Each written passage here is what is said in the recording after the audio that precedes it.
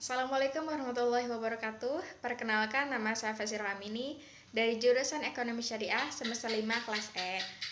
Di sini saya akan menjelaskan mengenai mekanisme transaksi saham syariah di Indonesia. Hal-hal yang akan kita bahas yaitu mengenai rekening efek syariah, rekening dana syariah, dan rekening tabungan syariah. Itu yang pertama. Yang kedua, Syariah Online Trading System atau SOTS. Yang ketiga, transaksi saham syariah. Yang keempat, analisis fundamental dan analisis teknikal dalam memilih saham syariah. Yang kelima, resiko investasi syariah dan resiko transaksi saham syariah. Dan yang terakhir, mitigasi dari resiko investasi syariah. Baiklah, langsung saja ke pembahasan pertama, yaitu mengenai rekening efek syariah, rekening dana syariah, dan rekening tabungan syariah. Di sini saya akan menjelaskan mengenai gambaran pembuatan rekening efek syariah dan rekening dana syariah. Hal-hal yang harus kita lakukan yaitu yang pertama, membuka website resmi Indo Premier di www.indopremier.com dan pilih Open an Account. Dan langkah yang kedua yaitu pilih manual registration dan centang saya ingin membuka akun syariah. Dan yang ketiga, isi data diri, mulai dari alamat email, handphone, isi nama lengkap, nomor KTP, dan masih banyak lagi. Langkah selanjutnya yaitu print berkas dan tanda tangan sesuai dengan KTP, kopi buku tabungan, dan print foto selfie. Dan yang terakhir yaitu pengiriman dokumen. Nah, pengiriman dokumen secara gratis dengan memanfaatkan fasilitas pick up dokumen atau kirim via pos ke kantor Indo Premier Pusat di Jakarta. Selanjutnya yaitu gambaran pembuatan rekening dana nasabah.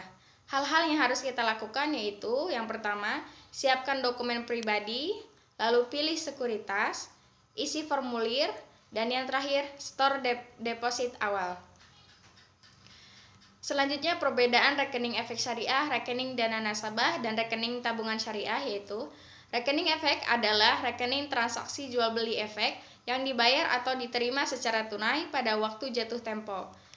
Lalu rekening dana nasabah dapat berupa produk tabungan khusus yang digunakan untuk keperluan penyelesaian transaksi efek serta untuk menerima hak nasabah yang terkait dengan efek yang dimilikinya melalui pemegang rekening. Lalu rekening tabungan syariah adalah simpanan yang berdasarkan akad wadiah, mudorobah, atau akad lain yang sesuai dengan prinsip syariah dan penarikannya hanya dapat dilakukan menurut syarat dan ketentuan tertentu yang telah disepakati. Pembahasan yang kedua yaitu Syariah Online Trading System atau SOTS. SOTS adalah sistem transaksi saham syariah secara online yang memenuhi prinsip-prinsip syariah di pasar modal. SOTS disertifikasi oleh DSN MUI yang merupakan pengaktualisasian dari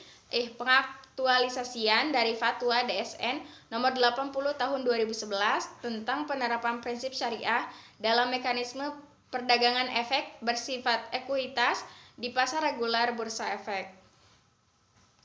Nah, fitur utama dari SOTS adalah yang pertama, hanya saham syariah yang dapat ditransaksikan. Lalu transaksi beli saham syariah hanya dapat dilakukan secara tunai sehingga tidak boleh ada transaksi margin. Lalu tidak dapat melakukan transaksi saham syariah yang belum dimiliki. Laporan kepemilikan saham syariah dipisah dengan kepemilikan uang sehingga saham syariah yang dimiliki tidak dihitung sebagai modal. Pembahasan yang ketiga yaitu mengenai transaksi saham syariah. Nah, cara melakukan transaksi saham syariah yaitu sebagai berikut. Yang pertama, perhatikan profil atau broker atau manajemen investasi. Hal tersebut didasari oleh penilaian seperti sejarah dan keuangan yang dikelola. Lalu yang kedua, calon investor dapat langsung menyiapkan dokumen seperti kartu tanda penduduk atau KTP dan pokok wajib pajak atau MPWP. Untuk investasi saham, pembuatan rekening mesti membutuhkan waktu. Pasalnya ada verifikasi terlebih dahulu terhadap dokumen-dokumen pribadi dan setelah itu investor dapat melakukan transaksi. Selanjutnya, dalam melakukan transaksi kita juga harus memperhatikan jadwal-jadwal dari Direksi PT Bursa Efek Indonesia. Lalu pembahasan selanjutnya, analisis fundamental dan analisis teknikal dalam memilih saham syariah. Yang pertama kita akan membahas mengenai analisis fundamental. Analisis fundamental adalah metode analisis berdasarkan kinerja suatu perusahaan yang bertujuan untuk membantu dalam menilai investasi saham. Dalam jangka pendek, harga suatu saham dapat berfluktuasi atau bahkan turun. Namun dalam jangka panjang, harga saham dengan fundamental baik akan bergerak cenderung naik.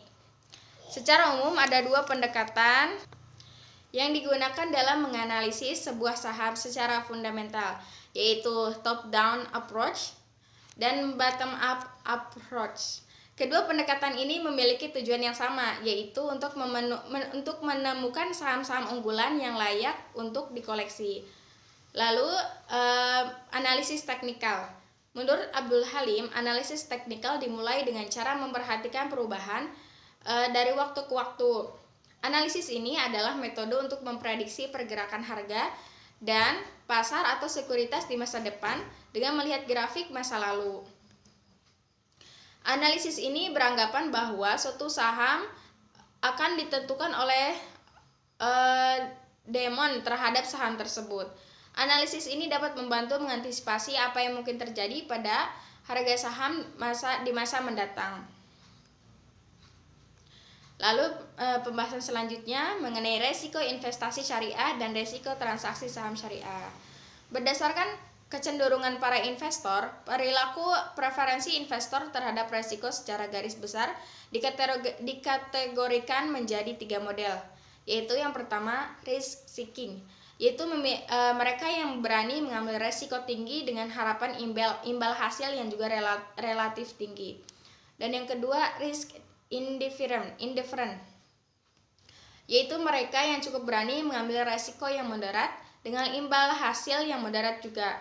Lalu yang terakhir risk averse, yaitu mereka yang hanya berani mengambil resiko dalam tingkat yang relatif rendah dengan imbal hasil juga yang relatif rendah.